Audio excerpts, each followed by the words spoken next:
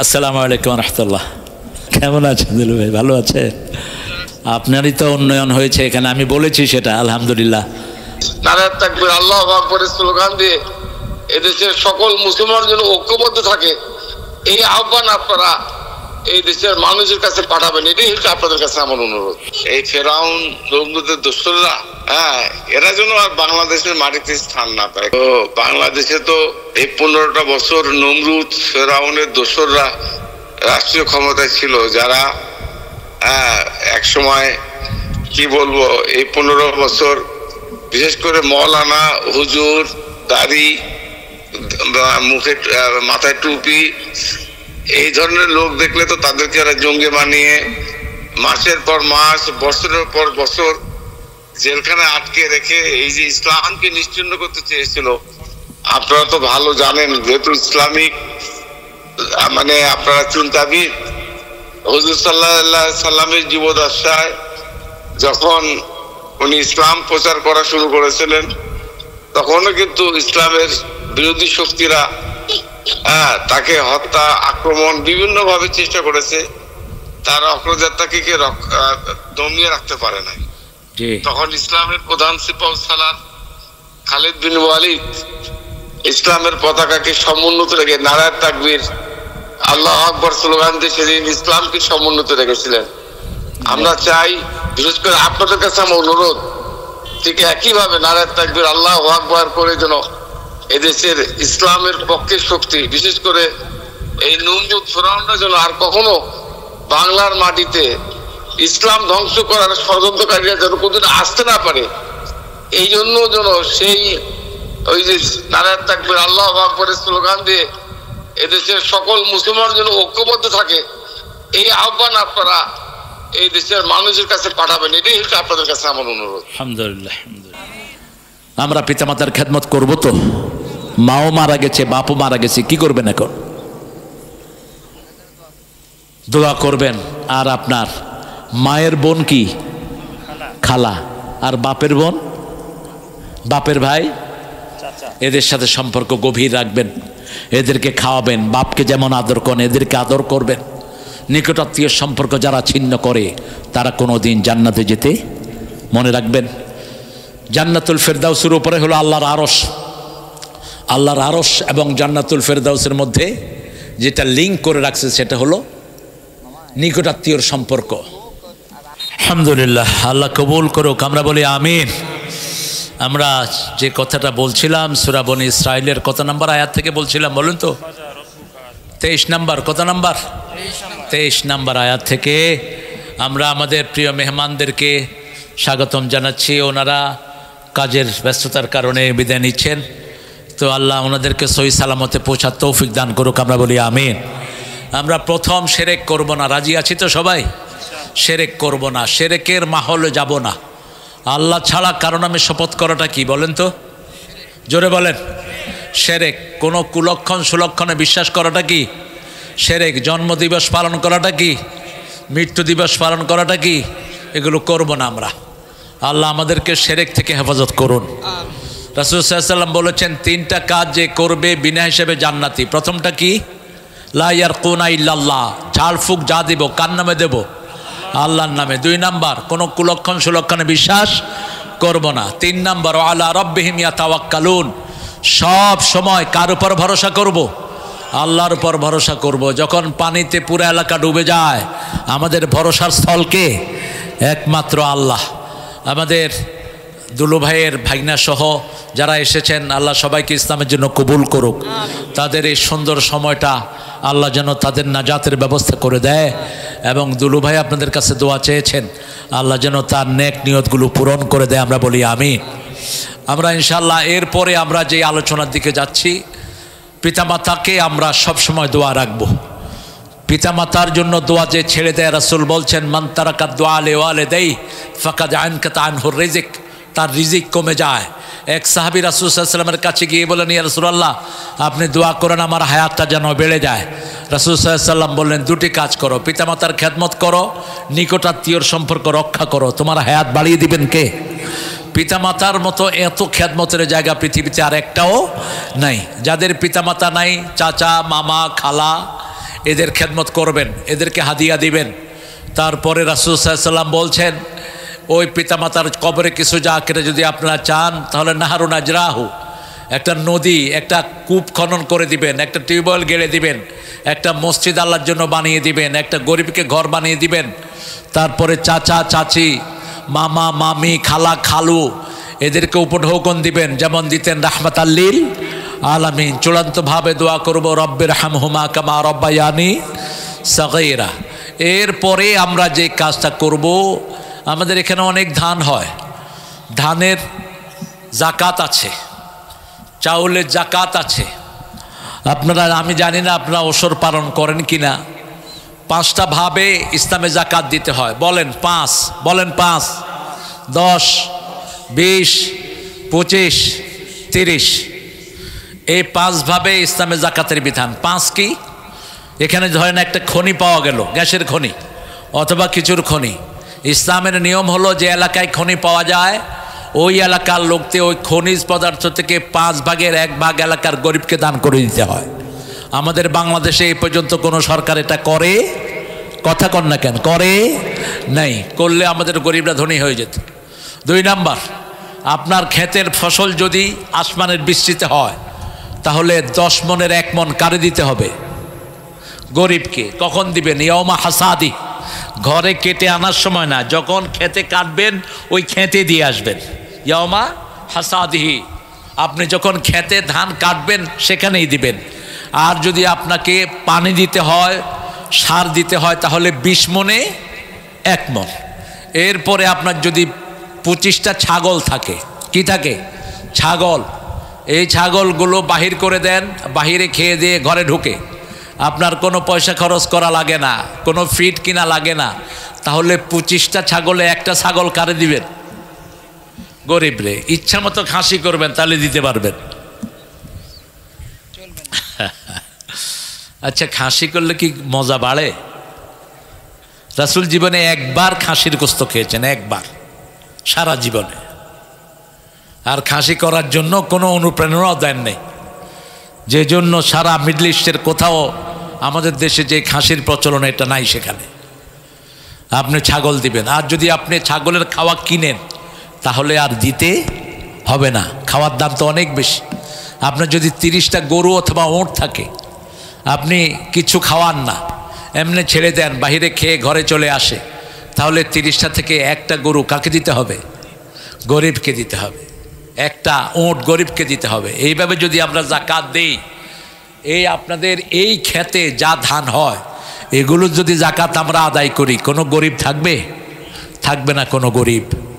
আপনাদের রাস্তাটা দেখে আমি অবাক হয়েছি। এটা বর্ষায় ডুবে যায়, কিন্তু তারপরে এত ভালো কেমনে? এটাকে বোধহয় কী বলছে? সাবমার্সিবল। তো এটা পুরোটাই করতে হবে। যেমন ডক্টর শহীদ ভাইয়ের বাসায় যেতে এখান দিয়ে গাড়ি চিথিয়ে পড়ে যেতে হয়েছিল, এখান দিয়ে বৃষ্টিতে। তো আলহামদুলিল্লাহ তিনি কথা দিয়েছেন আপনাদেরকে। এটা আসলেই আমাদের দেশ শুধু খাই দেশ।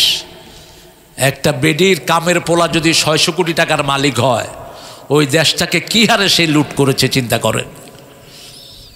এই 600 কোটি টাকা হলে তো এটা পুরাটাকে একদম মরমর পাথর দিয়ে বেঁধে ফেলা যেত, ঠিক না বা ঠিক? আপনাদের এখানে কোনো সমস্যাই থাকতো না। আর এই যে কক্সবাজার, দ্বিতীয় কক্সবাজার দেখছি বিরাট সাইনবোর্ড, মিনি কক্সবাজার, পাটুল। এই পাটুলে যখন মিনি কক্সবাজারের যদি আরও সুযোগ সুবিধা থাকতো, মানুষ বেশি আসতো, পয়সাও আমরা বেশি পেতাম। এটা যেন স্থায়ীভাবে একটা নান্দনিক জায়গা হয়, একটা মানুষ যেন এখানে এসে সুন্দর আল্লাহর প্রকৃতি উপভোগ করতে পারে, সেরকম একটা উদ্যোগ তিনি বলছেন তিনি নেবেন, এটাকে শহর বানাবেন। আল্লাহ তাকে বিজয় দান করুক। আপনাদের জন্য অনেক সুন্দর ব্যবস্থা তিনি করেছেন। আমি তো চিন্তাই করতে পারিনি যে গাড়ি নিয়ে একদম এই পর্যন্ত আমি চলে আসতে পারবো। অত্যন্ত সুন্দর রাস্তাগুলো এখনও আছে আলহামদুলিল্লাহ। বিগত 17 বছরে এখানে কোনো কাজ হয়নি, হয়েছে? কথা কর না কেন? হয়েছে কাজ? হয়নি, শুধু ফাঁকা বলি ছেড়ে গেছে তারা। এই জন্য যারা কাজ করে আমরা যেন তাদের সাথে থাকতে পারি, আল্লাহ তৌফিক দান করুক। আমরা পঞ্চম নম্বরে যে কাজটা আমরা করব, মেয়েদের অধিকারের ব্যাপারে আমরা সবচেয়ে অচেতন। আমাদের অনেক মেয়ে বিবাহের উপযুক্ত, আমরা তাদেরকে বিবাহ পাত্রস্থ করতে পারছি না, আমাদের সে খেয়াল নাই। রাসূল সাল্লাল্লাহু আলাইহি ওয়াসাল্লাম বলেছেন, মেয়ে যখন বালেগা হয় তার বিয়ের ব্যবস্থা করো। 3টা জিনিসে কখনো লেট করো না। কয়টা? আজানের সাথে সাথে কি পড়বেন? জোরে বলেন। নামাজ। মারা যাওয়ার সাথে সাথে তাকে দাফন কাফনের ব্যবস্থা করেন। 3 নাম্বার, মেয়ে যখন বালেগা হয়, ছেলে যখন বালেগ হয়, তাড়াতাড়ি কিসের ব্যবস্থা করবেন? বিয়ের ব্যবস্থা করবেন। আর আপনারা মনে রাখবেন, মেয়েদের মোহরানা সুন্নত না নফল? হ্যাঁ, আরও আসতে কর। আর যৌতুক কি?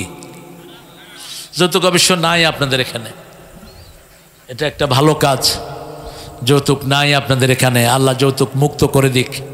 মনে রাখবেন, এই মেয়েটাকে আপনি ঘরে আনবেন, একে চাকরানি হিসাবে আনবেন না, রানীর ভেষে আনবেন। এর সাথে যেন আপনার ব্যবহারটা সুন্দর হয়। অনেক শ্বশুর শাশুড়ি কয় তুমি আমার মেয়ের মতো। মেয়ে শ্বশুর বাড়ি থেকে আসলে কোনো কাজ করে না, মেয়ের কাজগুলিও ওই বউরে দিয়ে করায়। এটা একটা আইওয়াস। আপনি মেয়ের সম্মান দিবেন, আর মেয়ের সম্মান রক্ষা করবে কে? স্বামী। স্বামী মেয়ের 5টা কাজ করবে। প্রথম কাজ, স্বামী যা খাবে সেটাই তাকে খাওয়াবে। দ্বিতীয়, স্বামী যেই কাপড় পরবে ওই কাপড় তাকে পরাবে, ওই মানের কাপড়। তৃতীয়, যেই জায়গায় সে থাকবে ওরকম ভালো জায়গায় তাকে রাখবে। চতুর্থ, তার সব খরচ দান করবে কে?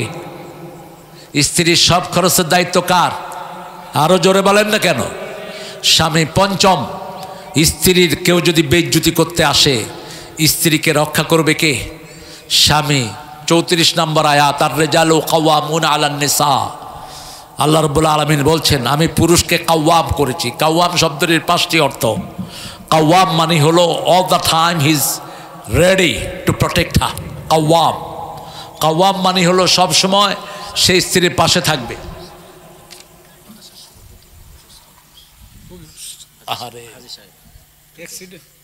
আল্লাহ আল্লাহ শাফা দান করুক। আমাদের সভাপতি সাহেব অসুস্থ, আল্লাহ তাকে সুস্থ করে দেন। কালিজিরার তেল খাওয়াবেন ওনাকে। কালিজিরার তেল ওই বুকে মালিশ করবেন, খাওয়াবেন। কালিজিরার তেল, রসুন, আর হলো আর কি বলেন তো, মধু আর জাফরান, এই 4টে যদি একসাথে খাওয়ানো যায় সুস্থ হয়ে উঠবেন ইনশাআল্লাহ। আল্লাহ তাকে সুস্থ করে দেন। এটা কি 20,000 টাকা দিয়েছেন, আল্লাহ তার টাকায় আরও বরকত ঢেলে দিক। আপনারা এত সুন্দর জায়গাতে এত সুন্দর একটা মাদ্রাসা করেছেন, একটা দাখিল মাদ্রাসা দেখছি আছে এখানে। তা আমরা আমাদের মেয়েদেরকে বিশেষ করে ফোকাসে রাখবো। মেয়েদের মর্যাদা রাসূলের কাছে সবচেয়ে বেশি ছিল। মা আয়েশা রাদিয়াল্লাহু আনহা রাসূল সাল্লাল্লাহু আলাইহি ওয়াসাল্লামের ব্যাপারে বলতেন, আমরা 11 জন বিবি একদিন বসে আছি, হঠাৎ করে দেখলাম ফাতেমাতুজ জহরা আসছেন। ফাতেমাতুজ জহরার হাঁটা চলা ছিল মুহাম্মদ সাল্লাল্লাহু আলাইহি সাল্লামের মতো। মা আয়েশা বলছেন, ফাতেমাকে দেখতে মনে হচ্ছিল যে রাসূলই হেঁটে আসছেন। আমি দেখলাম যখনই ফাতেমা আসলেন রাসূল দাঁড়ালেন, ফাতেমার কপালে চুমু খেলেন, হাতে চুমু খেলেন। রাসূল যেখানে বসা ছিলেন ওখানেই বসালেন মা ফাতেমাতুজ জহরাকে। সুবহানাল্লাহ বলতে ইচ্ছা করে না। এরপরে কানে কানে কি যেন বললেন, মা ফাতেমা কাঁদা শুরু করলেন। আবার কি যেন বললেন, উনি হেসে দিলেন। মা এসে জিজ্ঞেস করলেন, মা তোমার আব্বা কি বলেছে তুমি হেসেছো, কি বলেছে তুমি কেঁদেছো? তিনি বলছেন, আব্বা যদি আপনাকে শুনিয়ে বলতেন তাহলে তো জোরেই বলতেন, আব্বা যেটা গোপন রেখেছেন আমি সেটা প্রকাশ করব না। এই পৃথিবীতে রাসূলের পরেই সাহাবীদের মধ্যে সবচেয়ে ব্রেনি ছিলেন মা আয়েশা। কোন মা? মা আয়েশা। মা আয়েশা সবার হাদিসের টিচার। আবু বকর, ওমর, ওসমান, আলী, ওনার আব্বা সহ মা আয়েশার ছাত্র। পৃথিবীর সবচেয়ে ব্রেনি মহিলা এই মা আয়েশা সিদ্দিকা রাদিয়াল্লাহু আনহা। সাহাবাই কেরাম যখন হাদিসে কোনো সন্দেহ পোষণ করতেন সাথে সাথে চলে যেতেন মা আয়েশার কাছে। মা আয়েশাকে ছাড়া রাসূল কখনো হাদিস পড়তেন না। একদিন কিছু সাহাবাই কেরাম রিদওয়ানুল্লাহি আলাইহিম আজমাইন একটু হুইসপারিং শুরু করলেন। রাসূল বললেন, আমি বুঝছি তোমরা মনে করছো আমার আয়েশা আমার বউ, এই জন্য অপেক্ষা করি না। গত 1 সপ্তাহ আমি কি কি হাদিস পড়েছি কে কে বলতে পারো বলো? কেউ 2টা, কেউ 3টা, কেউ 4টা। এবার বললেন, দুল্লানি আয়েশা, হুমায়রা।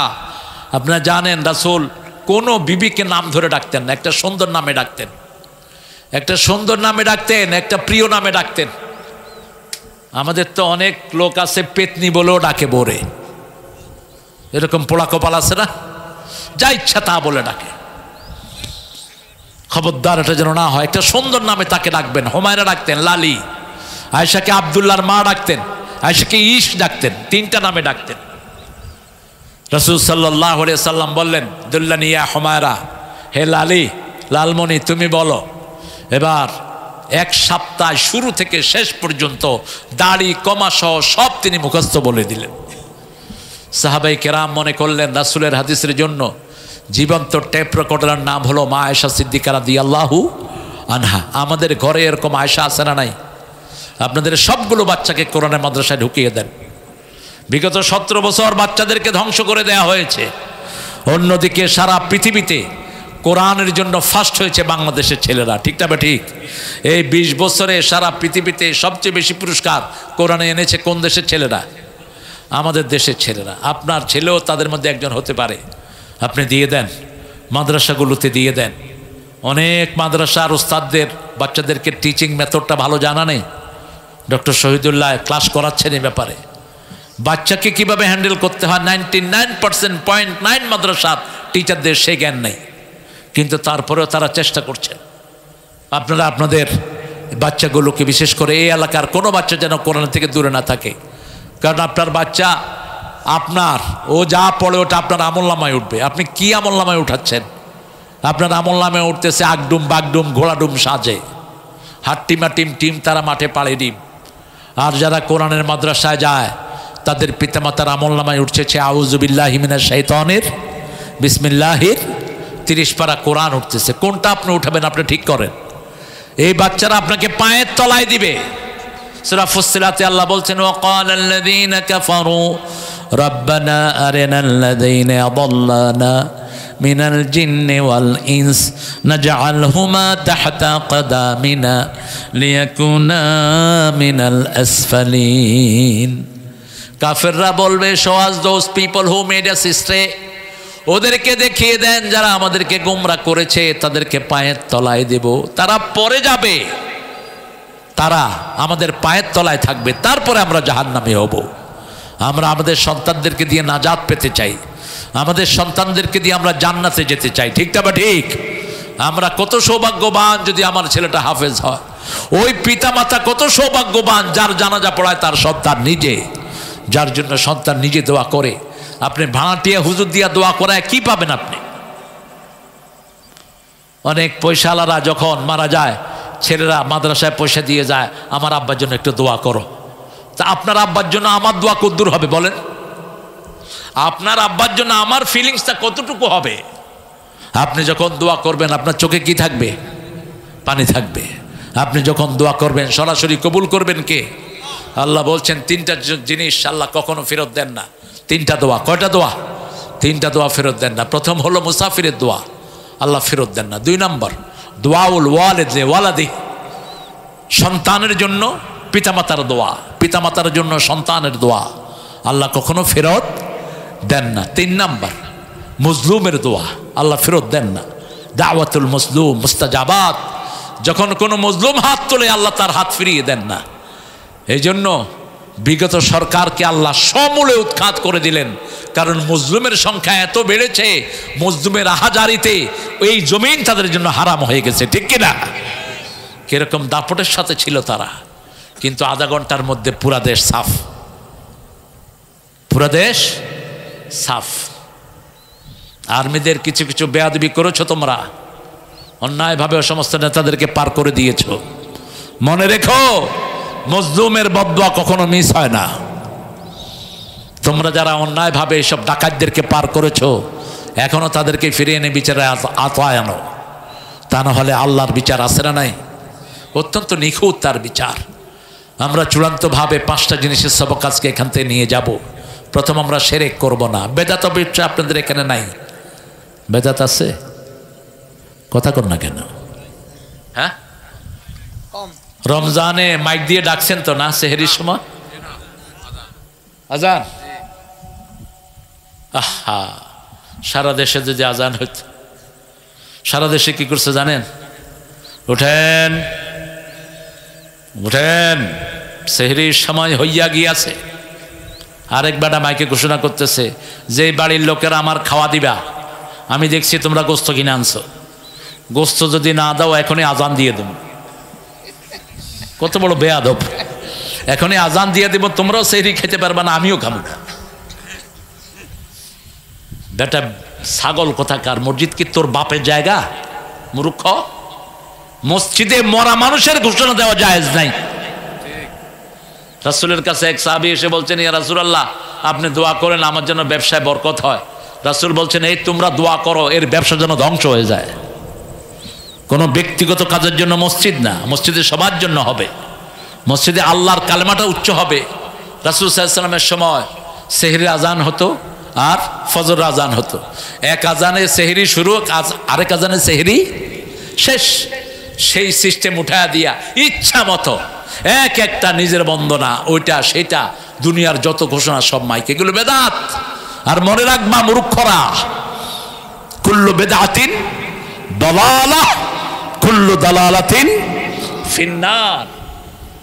প্রত্যেকটা বেদাত গোমরাহি, আর গোমরাহির জায়গা কোথায়? জাহান্নাম। আল্লাহ আমাদেরকে হেফাজত করুন। আমাদের অনেক ভাইয়েরা টাকটুর নিচে কাপড় পরে, মসজিদে ঢোকার আগে দিয়ে উল্টায়। মসজিদে ঢোকার আগে দিয়ে কি করে? উল্টায় না। 24 ঘন্টা টাকনো ফ্রি রাখাটা ফরজ। মা আসফালা মিনাল কাবাইন ফাহুয়া ফিন্নার।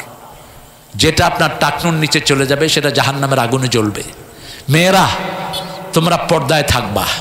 পর্দায় যেই মেয়েরা থাকে না তার আমল কবুল হয় না। আমার মেয়েদেরকে আপনারা পর্দায় রাখবেন। আপনারা আপনার 5 বছরের মেয়েকেও কোনো ছেলের কাছে প্রাইভেট পড়তে দিবেন না, কোনো ছেলের পরিবেশে দিবেন না। আপনার মেয়েকে আপনি পোশাক কিনে দেন, এমন পোশাক কিনে দিয়েন না যেগুলোতে তার সতর ঢাকে না। বাপ ছেলেকে কিনে দিচ্ছে হাফ প্যান্ট, ছেলে 8 বছর বয়স হাফ প্যান্ট পিন্ধা মসজিদে গেছে, এরকম কাহিনী হয় না? কথা কন না কেন? হয়। আমার পাশে বসছে এক ছেলে, বললাম বাবা তোমার হাঁটু বেড়ে রয়েছে কেন? আমার আব্বা কিনে দিচ্ছে, আপনার সমস্যা কি? না আমার সমস্যা নাই, আমার সমস্যা হলো তুমি আমার উড়াত দেখাই দেখেন। তোমার বয়স কত? 8 বছর। আপনি তো 5 বছর বয়স থেকেই ছেলেকে যেগুলো শরীয়তের পোশাক এগুলো শিক্ষা দিবেন। আমাদের ছেলেরা খুবই জ্ঞানী, খুবই মেরিটোরিয়াস। এই ছেলেদেরকে আপনি কোরআনের পথে লাগিয়ে দেন, এই ছেলেদের ব্রেনটাকে কোরআনের পথে কাজে লাগান। শিরকের থেকে দূরে থাকেন। শের প্রত্যেক নামাজে একটা আয়াত রাসূল পড়তেন, ছাড়তেন না। আমি আশা করছি আপনারাও পড়েন। ইন্নী ওয়াজ্জাহতু ওয়াজহিয়া লিল্লাযী ফাতারাস সামাওয়াতি ওয়াল আরদ হানিফাও ওয়া মা আনা মিনাল মুশরিকিন। সূরা আনআমের 78 নম্বর আয়াত মুখস্থ রাখবেন। এটা আছে মুখস্থ, আপনারা এইটা মুখস্থ রাখবেন, এটা পড়বেন। শিরকের কোনো বিন্দু পরিমাণও যেন শরীরে না ঢুকে। রাসূল সাল্লাল্লাহু আলাইহি ওয়াসাল্লাম বলছেন, কালো রাতে কালো পাথরের উপর কালো পিঁপড়া যেমন, এরকম মানুষের শরীরে শিরক ঢুকে। কালো রাত, কালো পিঁপড়া, কালো পাথর দেখা যায়? দেখা যায় না। এরকম গোপনে কি ঢুকে? শিরক ঢুকে। আল্লাহ ছাড়া কারো আইনের কাছে মাথা নোয়ানোটা কি? কথা কন না কেন?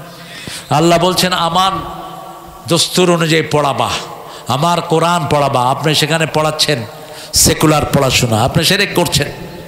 কেন আপনি শিরকের রাস্তা বাচ্চাদেরকে ঠেলে দিলেন? আপনি আপনার বাচ্চার ভবিষ্যৎ সুন্দর করেন। 2 নাম্বার, পিতা মাতার জন্য প্রত্যেক দিন দোয়া করব। ডক্টর শহীদুল্লাহ বুঝে মাথার উপর থেকে কত বড় আকাশ সরে গেছে। একজন পিতা যখন জীবিত থাকে, মা যখন জীবিত থাকে, এর চেয়ে বড় সন্তানের দোয়ার জায়গা আর একটাও নাই। হুমা না রুকাও জান্নাতুক। রাসূল বলছেন পিতামাতা তোমার জান্নাত, তোমার জাহান্নাম। ওমর ফারুক রাদিয়াল্লাহু আনহু ছেলে আব্দুল্লাহ ইবনে ওমর বিচার দিচ্ছিলেন রাসূলের কাছে। ইয়া রাসূলুল্লাহ, আমার আব্বা আমাকে বিয়ে করিয়েছেন, আমার বিবিকে পছন্দ করছেন না, 1 বার 2 বার 3 বার। রাসূল সাল্লাল্লাহু আলাইহি ওয়াসাল্লাম বললেন, শোনো ছেলে, জান্নাতের 2টি দরজা, একটার নাম আব্বা, আরেকটার নাম আম্মা। এটার সাথে কি ব্যবহার তুমি করবা তুমি ঠিক করে নাও। 3 নাম্বার, আপনাদের ঘরের বিবি আপনাদের জন্য নেয়ামত। রাসূল বলছেন, বুখারী মুসলিমের বর্ণনা, 3টা জিনিস যার কাছে আছে দুনিয়া আখিরাতের শ্রেষ্ঠ পুরস্কার তার কাছে আছে। দুনিয়া আখিরাতের শ্রেষ্ঠ পুরস্কার। প্রথম লিসানান জাকিরা, যে জিহ্বা সবসময় জিকির করবে কার? আল্লাহর। 2 নম্বর কলবান খাশিআ, ভয় করবেন কাকে? 3 নম্বর জাওজাতান সলিহাতান, নেককারিনী বিবি। নেককারিনী বিবি বিশাল নেয়ামত। রাসূল সাল্লাল্লাহু আলাইহি ওয়াসাল্লাম 3টা স্লোগান দিতেন। কয়টা? 3টা। পড়েন, আলবিস আলবিস জাদিদান মুত শহীদান ইশ হামিদান। এই 3টা রাসূলের স্লোগান। প্রথম আলবিস জাদিদান, নতুন পরো, নতুন কাপড় পরো, প্রশংসিত জীবন যাপন করো, শহীদ হয়ে মরো। এই 3টা স্লোগান দিতেন রাহমাতাল লিল আলামিন। বিবিদের সাথে সবচেয়ে সুন্দর আচরণ করতেন রাহমাতাল লিল। মা আয়েশা বলতেন, জীবনে কোনো দিন রাসূল আমাদের সাথে রাগ করে কথা বলেন নেই, আমি রাগ করেছি। মা আয়েশা বলতেন, আমি রাগ করেছি, রাসূল ধরিয়েও দিয়েছেন। মুসলিম শরীফে এই হাদিসটি, রাসূল বলছেন, আয়েশা তুমি যে রাগ করো আমি কিন্তু টের পাই। আয়েশা খুশি হয়ে বলছেন, বলেন তো আমি রাগ করলে কি করি? রাসূল সাল্লাল্লাহু আলাইহি ওয়াসাল্লাম বলছেন, তুমি রাগ করলে বলো ইব্রাহিম আলাইহিস সালামের আল্লাহ আমাদের উপর রহম করুক। তখন আমি বুঝি তুমি আমার উপর রাগ করে আছো। এবার মা আয়েশা হেসে দিলেন, হেসে দিয়ে বলছেন, ইয়া রাসূলুল্লাহ সাল্লাল্লাহু আলাইহি ওয়াসাল্লাম, আমি রাসূল সাল্লাম বললেন, তুমি বলো মুহাম্মদ সাল্লাল্লাহু আলাইহি ওয়াসাল্লামের আল্লাহ আমাদের উপর রহম করুক। তখন আমি বুঝি তুমি আমার উপর খুশি আছো। আপনি চিন্তা করেন স্বামী স্ত্রীর সম্পর্কটা কত মধুর। আর আমাদের বহু আল্লাহর ওলি আছে, বিবিরে গালিগালাজ করে, বিবিরে অকথ্য ভাষায় গালিগালাজ করে, এরকম আছে না? একটু সৌদি আরব থেকে সবক নেবেন। সৌদির লোকেরা রাগ করলেও গালি দেয় না। আমি কাবা শরীফে ঢোকার সময় একজন সৌদির সাথে আমার ধাক্কা লাগলো। উনি বলছে, আল্লাহ ইয়ার হামাক, আল্লাহ তোকে রহম করুক। আমি চিন্তা করলাম ভালোই তো দোয়ার জায়গা পাইলাম, আরেক ঠেলা দিলাম, আল্লাহ ইয়াহদিক, আল্লাহ তোরে হেদায়েত দান করুক। দিছি আরেক ধাক্কা, আল্লাহ ইউসাল্লিমাক, আল্লাহ তোকে সহি সালামতে রাখুক। আখুইয়া লেমা তাদুক্কুনি, কয় ভাই তুমি আমার ধাক্কাস কেন? আমি বললাম ধাক্কালেই তো তুই দোয়া করস, আমি এই জন্য ধাক্কা দিছি। কয় কাইফা আসুব্বুল মুমিন, আমি মোমেনকে কিভাবে গালি দিব? গালি দেয়া তো মোমেনের খাসলত না, গালি দেয়া তো মুনাফিকের খাসলত। আপনি কিভাবে আপনার মেয়েকে গালি দেন, আপনার বিবিকে গালি দেন, আপনার ছেলেকে গালি দেন? আপনি ওই হাদিসটার দিকে খেয়াল রাখবেন। রাসূল বলছেন, যখন কেউ বলে আমার ছেলেকে, যখন ছেলেকে বলে তুই যেন এটা না করতে পারস, পাশে ফেরেশতারা বলে আমিন আমিন আমিন। কত বড় ধ্বংস আপনি বাচ্চার করলেন। আপনি মেয়েকে বললেন তোর যেন এটা না হয়, তোর যেন কপাল খারাপ হয়, তোর যেন বিয়ে না হয়, ফেরেশতারা সাথে সাথে কী বলে? আমিন আমিন আমিন। আপনি কেন এই সর্বনাশ করবেন? রাসূল সাল্লাল্লাহু আলাইহি ওয়াসাল্লাম বলছেন, যখন কেউ লানত দেয়, যখন কেউ অভিশাপ দেয়, এটা আসমান জমিনে ঘুরতে থাকে, ঘুরতে ঘুরতে যখন অভিশাপ পতিত হওয়ার জায়গা পায় না, তখন যে বলে তার উপরে অভিশাপটা পতিত হয়ে যায়। সেজন্য খবরদার, নিজের বিবিকে কখনো গালিগালাজ করবেন না। রাসূল সাল্লাল্লাহু আলাইহি ওয়াসাল্লাম কত সুন্দর নামে বিবিদেরকে ডাকতেন। আর মা সাফিয়া বলতেন, কোনো বিবি কাঁদলে ওর চোখের পানি মাটিতে পড়ার আগে রাসূলের হাতে পড়তো। সুবহানাল্লাহ বললেন না? মা সাফিয়া বলছেন, আমাকে একদিন উম্মে সালমা বলছে আমি নাকি ইহুদির মেয়ে। যেমন বাংলাদেশে আমারে আর জাকির নায়েকের বলছে আমরা দুজন ইহুদির দালাল। ভালো ভালো হুজুর বাংলাদেশের আছেন আমার নাম ধরে, জাকির নায়েকের নাম ধরে। তা আমি বললাম যে ইহুদির দালাল জাকির নায়েকের হাতে যদি শত শত লোক মুসলমান হয়, তোমার হাতে কয়টা হয়েছে সলিমদ্দি? হ্যাঁ, আমাদের হাতেও আলহামদুলিল্লাহ আপনাদের দোয়াতে গত বছরে আমার এক মাহফিলে 12 জন একসাথে কালেমা পড়ে মুসলমান হয়েছে চকরিয়াতে। তা আলহামদুলিল্লাহ হচ্ছে। তো মা সাফিয়াকে যখনই বলল ইহুদির মেয়ে, তিনি কাঁদা শুরু করলেন। তিনি রাহিকুল মাখতুমে ঘটনাটা পেয়ে যাবেন। রাহিকুল মাখতুমের অধিকাংশ রেফারেন্স হলো সিরাতে সরওয়ারে আলম। সিরাতে সরওয়ারে আলমের লেখক হলো মাওলানা মওদুদি রহমতুল্লাহ আলাই। তো সাফিয়া যখন কাঁদছেন, দেখে যে একটা হাত, সে হাতটা কার হাত? মুহাম্মদুর রাসূলুল্লাহ। রাসূল বলছেন, সাফিয়া তুমি কাঁদছো? বলছে, ইয়া রাসূলুল্লাহ, উম্মে সালমা আমাকে বলছে আমি নাকি ইহুদির মেয়ে। রাসূল সাল্লাল্লাহু আলাইহি ওয়াসাল্লাম বলল, না, তুমি মূসা আলাইহিস সালামের বংশধর, কে বলছে তুমি ইহুদির মেয়ে? তিনি চোখের পানি মুছে দিলেন। সাফিয়া খুশি হয়ে গেলেন। সুবহানাল্লাহ। আপনার এটা কাজ। আপনার বিবির প্রতি যখন আপনি রূঢ় ব্যবহার করেন, ওর তো যাওয়ার কোনো জায়গা থাকে না, ও কোথায় যাবে? ওমর ফারুকের কাছে সিরিয়া থেকে এক লোক এসেছেন বিবির ব্যাপারে বিচার দিবেন। এখন দেখে ওমর ফারুকের বিবি এত গরম, ওই লোক উঠে দৌড় মারছে। ওমর ফারুক বেরিয়ে বলছেন, এই আমার কাছে একটু শেকায়াত করবা, কে জানি আসছিল বাহির থেকে, বলছে আমার হয়ে গেছে, দরকার নাই। এদিকে কি হয়েছে ক? মসজিদে নববীতে বসালেন, বলছে হুজুর আমার বিবির ব্যাপারে একটু শেকায়াত করতে আসছিলাম, এখন দেখি যে আপনার বিবি আমার বিবির চেয়ে বহুত গরম। ওমর ফারুক বলছেন, শোনো, যে ঘরে আমার বিবি থাকে এই ঘরটা কার?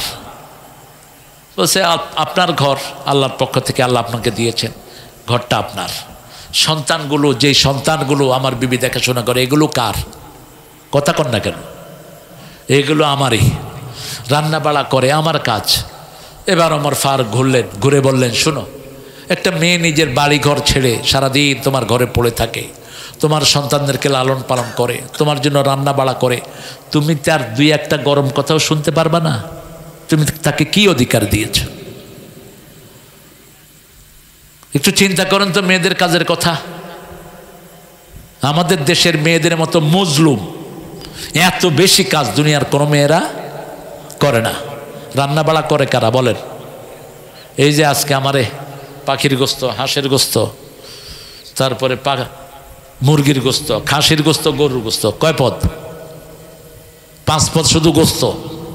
এরপরে মাছ রহমতুল্লাহ আলাই নাই, আপনাদের আশেপাশের মাছ, এই এতগুলো আইটেম, এরপরে শাক, এরপরে ভর্তা, কে করছে? মেয়েরা। কি ধৈর্যশীল মেয়েরা! পৃথিবীর কোথায় পাবেন এই মেয়ে? কোথায় পাবেন? মা আয়েশা বলতেন, আমি আর রাসূল একসাথে খেতে বসতাম সাল্লাম, প্রথম লোকমাটা তৈরি করে রাসূল আমার মুখে দিয়ে দিতেন। দেন, মুখে দেন, বিবির মুখে দেন, কিল দেন, কিল। আর যদি একটু লবণ বেশি হয় তাহলে তো উপায় নেই, এই ছিলি কই? ইস, কত বড় মাস্তান উনি, বেয়াদব! বিবির গায়ে হাত তুলবি, ওই জায়গাটা বিবি মাফ না করলে আল্লাহ তোর মাফ করবে না। কোথায় পেয়েছ এগুলো? দুর্ব্যবহার। রাসূল বলছেন, দুর্ব্যবহার করে আবার ওই মেয়েটাকে কেমনে ব্যবহার করো। এক সাহাবী এসে বিচার দিলেন, মহিলা সাহাবী, ইয়া রাসূলুল্লাহ, স্বামীর ব্যাপারে শিকায়াত। রাসূল বললেন, তুমি কোনো জায়গাতে রাতে থাকো, সকালে শুনবো। সকালে মেয়ে এসে বললেন, মহিলা সাহাবী, ইয়া রাসূলুল্লাহ, বিয়ের পরে এই রাতেই আমি সুখে ছিলাম। রাসূল বললেন, স্বামীর কাছে যাওয়ার দরকার নাই। সাহাবীদেরকে পাঠিয়ে দিলেন, যাও ওকে বলে দাও ওর বিবি তালাক হয়ে গেছে, ওর যেন খোরপোশ সব পুছিয়ে দেয়। একটা মেয়ের অধিকার অনেক বেশি ইসলামে। পুরুষের অধিকার যেমন আল্লাহ দিয়েছেন, মেয়ের অধিকার দিয়েছেন। আপনি তাকে সুন্দর রাখবেন, সবচেয়ে সুন্দর ব্যবহার তার সাথে করবেন। 5 বার সুন্দর ব্যবহারটা আল্লাহ ফরজ করেছেন, ফরজ করেছেন সুন্দর ব্যবহার। খবরদার, বিবির প্রশংসা করবেন। রাসূল করতেন। মা খাদিজাকে বলতেন তাহেরা, নাম ধরে বলতেন না, তাহেরা। আপনার মতো নারী আল্লাহর আকাশের নিচে জমিনের উপরে একজনও নাই। সুবহানাল্লাহ বলবেন না? আপনাকে সালাম দিয়েছেন স্বয়ং কে? আল্লাহ সালাম দিয়েছেন। মা আয়েশাকে বলতেন, আপনার 4টা বৈশিষ্ট্য আল্লাহর কাছে। কয়টা? আমার নামাজের সামনে দিয়ে যাওয়ার অনুমতি আল্লাহ আপনাকে দিয়েছে। আপনার মাধ্যমে আপনার চরিত্রের সার্টিফিকেট স্বয়ং কে দিয়েছেন? আল্লাহ দিয়েছেন। 3 নম্বর, সবচেয়ে অল্প বয়সে রাসূল আপনার বিবি হওয়ার গৌরব আল্লাহ আমাকে দিয়েছেন, এবং আমার ঘরেই আপনাকে চিরস্থায়ীভাবে শোয়ার ব্যবস্থা আল্লাহ করে দিয়েছে। রাসূল শুয়ে আছেন কার ঘরে? মা আয়েশার ঘর। এই জন্য আপনারা বিবিদেরকে সুন্দর চোখে দেখবেন, বিবিদের সাথে সুন্দর আচরণ করবেন। যেই ঘরে বিবির সাথে যত সুন্দর আচরণ, ওই ঘর তত বরকতময় হয়ে যায়। আল্লাহ সূরা রোমের 21 নম্বর আয়াতে বলছেন, আমিন আয়াতিহি আন খালাকাকুম মিন আনফুসিকুম আজওয়াজা লিতাসকুনু ইলাইহা ওয়া জাআলা বাইনাকুম মাওয়াদ্দাতাও ওয়া রাহমাহ। আমার নিদর্শন, আমি তোমাদেরকে জোড়া জোড়া সৃষ্টি করেছি। মেয়েরা হলো তোমাদের জন্য শান্তির জায়গা। কিসের জায়গা? শান্তির জায়গা। মেয়েদেরকে গিন্নি বলবেন না, গিন্নি বলে মুশরিকেরা, জ্ঞান জ্ঞান করে, এই জন্য গিন্নি। বেগম এটা কোরআনের শব্দ, লিতাসকুনু ইলাইহা ওয়া জাআলা বাইনাকুম মুওয়াদ্দাতাও ওয়া রাহমা ফি যালিকা, এর ভিতরে আল্লাহ নিদর্শন রেখেছেন লাআল্লাকুম তাযাক্কারুন, যারা জ্ঞানী তারাই নিদর্শনগুলো নিবে। আপনার এক চোখে থাকবে ভালোবাসা, আরেক চোখে থাকবে রহমত। তৃতীয় এবং চতুর্থ, আমরা ওসর দেব, আমরা জাকাত আদায় করব। শরীরের জাকাত হলো যেমন রোজা, সম্পদের জাকাত হলো সম্পদ। এই সম্পদগুলো যদি আপনারা না দেন, এই সম্পদগুলো অপবিত্র থেকে যায়। এবং বুখারী মুসলিমের হাদিসে আল্লাহ বলছেন, এগুলোকে বিষধর সাপ বানায় গাল কামড়াবে, মুখ কামড়াবে, আর বলবে আনা কানজুকা না মালুকা, যে সম্পদের জাকাত তুমি দাও নেই, আমি তোমার সেই সম্পদ। আমরা এই কাজগুলো করব। বিশেষ করে আজকে যে সূরাটার বনী ইসরাঈলের 23 নম্বর যে আয়াত থেকে কথা বললাম, আল্লাহ যেন আমাদেরকে এটা মানার তৌফিক দান করেন। জোরে বলেন আমিন, বলেন সুবহানাকা আল্লাহুম্মা ওয়া বিহামদিক আশহাদু আন লা ইলাহা ইল্লা আনতা আস্তাগফিরুকা ওয়া আতুবু ইলাইক। ছেলেরা একটু যাবে, যারা দান করতে চান ইনশাআল্লাহ দান করে দিবেন। আর দোয়া তো হ্যাঁ ঠিক আছে, কাফারাতুল মজলিস হয়ে গেছে। আমরা কোনো ভাই না দিয়ে যাব না ইনশাআল্লাহ। আপনাদের ধৈর্য আমাকে মুগ্ধ করেছে, অনেক কষ্ট করেছেন আপনারা। আল্লাহ আপনাদের সবাইকে জাযায়ে খায়ের দান করুক।